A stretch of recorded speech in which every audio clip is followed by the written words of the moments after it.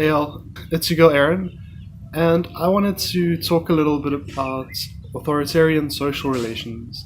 Now, when I say authoritarian social relations, I'm not talking about the political compass style authoritarian. I'm talking about person to person, one on one, when you're interacting with other people. Is that an authoritarian interaction or is it not? What we need to be trying to aim for is a society where those interactions are not authoritarian ever. And I think that's something that we're all going to have to learn because we ourselves get socialized to interact with each other in authoritarian ways. And we need to fight against that socialization that's been put into us. It's sort of like it's been programmed into our brains to act in those ways. And, so taking advantage of things like power imbalances in society, that's an authoritarian way of interacting with people, to actually pick on someone because they are less privileged than you, or to use the struggles that people of less privileged than you have and the things that they experience because of those struggles, to use that to justify them being at a lower position of power or social status than you or anyone else.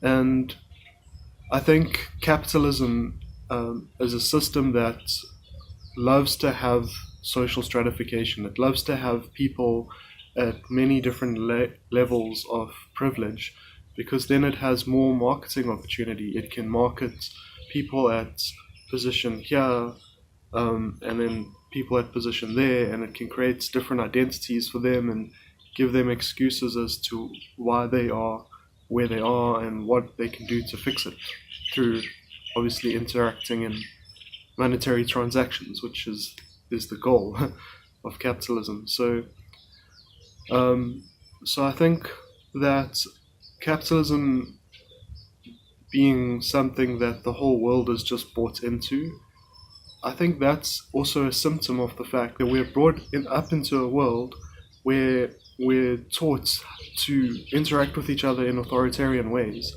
When we're treated that way, when authoritarian things happen to us in society, we sort of feel like it's normal because that's how we were raised to treat each other. So I'll give you like a very basic example, but let's say somebody is really hungry and they haven't eaten for a while. So they go to a shop that's selling food and they ask the person if they would like give them some food and stuff. And then that person says to them like, no, you need to pay for it. That's authoritarian. Like, if you valued that person's life, you would give them bread, but because you are valuing the system more than that person's life, you're choosing to side with the authoritarian way of interacting with people.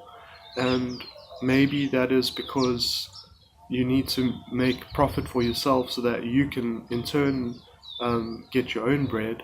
But then, that's just the cycle of abuse happening. It's just you being subject to other people's authoritarian measures on you, and that's why you are now doing that to other people.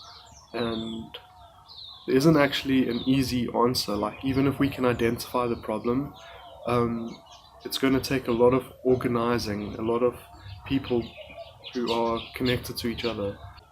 If we do want to get rid of things like capitalism and power imbalances in society, oppressions and stuff like that, we're also going to need to get rid of our personal behaving in those ways. And that doesn't just mean through the economy, but even person to person.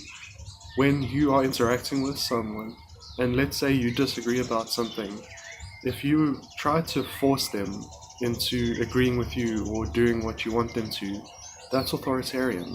Like, you should give people the agency and autonomy to make up their own mind about what they want to do. And yes, maybe your disagreement with them will be so strong that you don't want to associate yourself with them anymore, but that's your choice to make. Like, we need free association as well, so that if you disagree, you don't have to engage with that person. But you also can't force them to agree with you. That's authoritarian. And we need to get rid of that kind of thing. We need to treat each other as, people of value. We need to value each other's lives and not value ideas, systems, or whatever more than each other's lives. And to not try and force each other into agreeing, but to come to proper actual unity where you are having an agreement because of common understanding and understanding of a specific solution to a specific problem. And when you have that same agreement like that, then you're not going to fight with each other. Because if we can get everyone to be in agreement, then we can switch from one to the other. We can switch from this capitalist authoritarian way of acting to a more socially responsible way of interacting, which would be like mutual aid and not having money or markets, but to meet people's needs. So that would be like, what is it that I can do, and what is it that you need, and then we just use our technology and our modern inventions to connect the dots so that we all get what we need. But we can't force people into that either.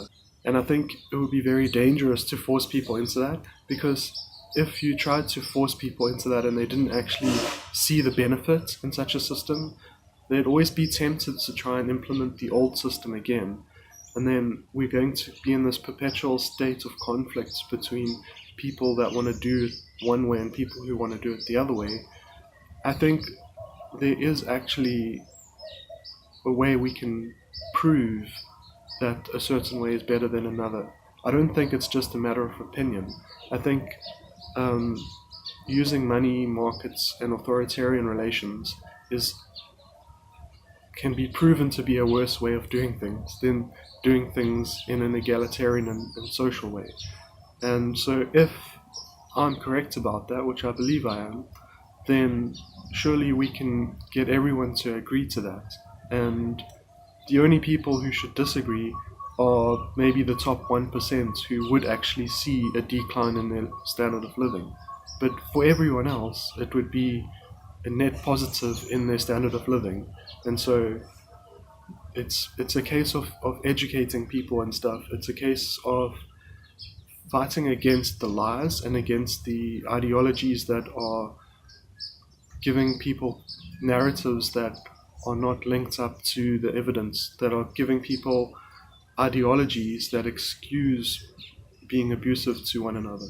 And we do need to fight and counter those ideas and stuff before everyone can accept the non-authoritarian ways.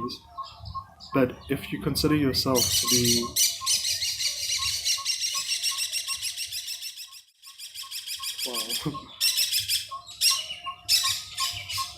there's a lot to say this morning. But if you consider yourself to be a socialist, then I think it's important that you start to live that yourself. And so when interacting with other people, even online, remember that. Don't try and force people to do anything. Model the society we want to build, which is one of giving people autonomy and agency and the freedom to disagree with you. So yeah, that's kind of all I wanted to say for today. I am going to be working on some videos still, but things are just a little bit hectic in my life at the moment, so for now it's just talking and stuff. Anyway, bye. Thanks for watching.